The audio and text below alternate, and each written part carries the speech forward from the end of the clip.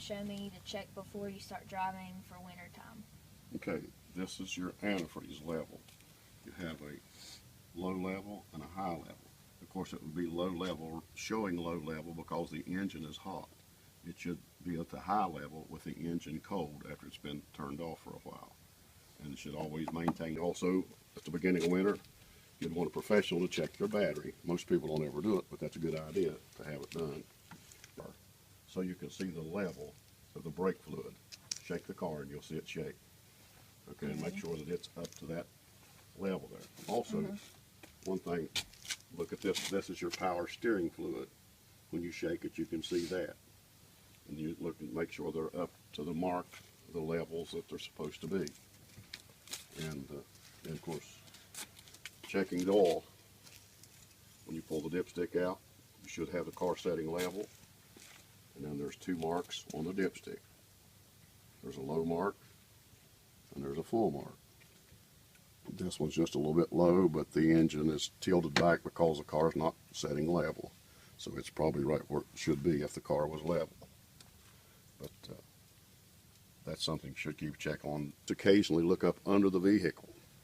See if there's any leaks. If there's where it's parked, look and see if there's drips. There could be, like if you check the brake fluid, and something could cause a leak in the brake fluid, and it could be leaking out slowly and dripping. And then you could look, you'd see on either side or either wheel where there's some fluid running down or something dripping.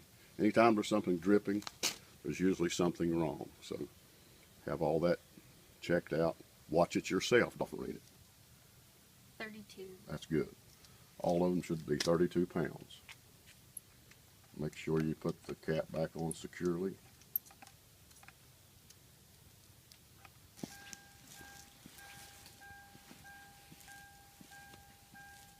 Backlights.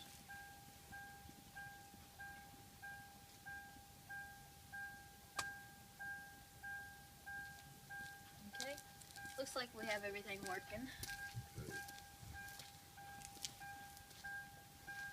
And of course, like I say, when you're going on a trip, you turn your headlights on, put them on high beam, look and see if both of them are working. If the both tail lights are working, then put them on low beam, see if the low beam is working.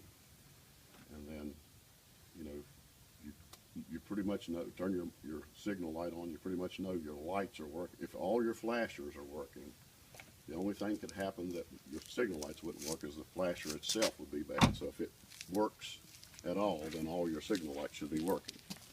Now that Elizabeth told you how to prep your car, this is some things you can do to prep yourself to get ready for winter. In the morning, make sure you have plenty of time to make sure your car is warmed up.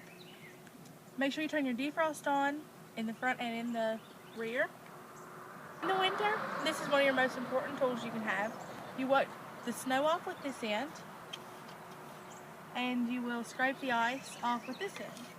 And you need to make sure all of your windows and everything's off your car so it can't affect your driving. Big snow, make sure you clean your headlights and tail lights off.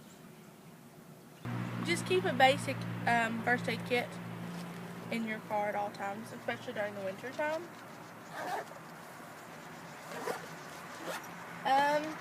You might also need a flashlight. In the winter, you can keep a compressor in your car so your tires will stay at proper levels.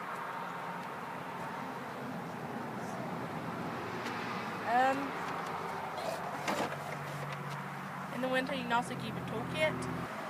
It also wouldn't hurt to have antifreeze in your car to keep your radiator topped off. Here is a spare tire and jumper cables.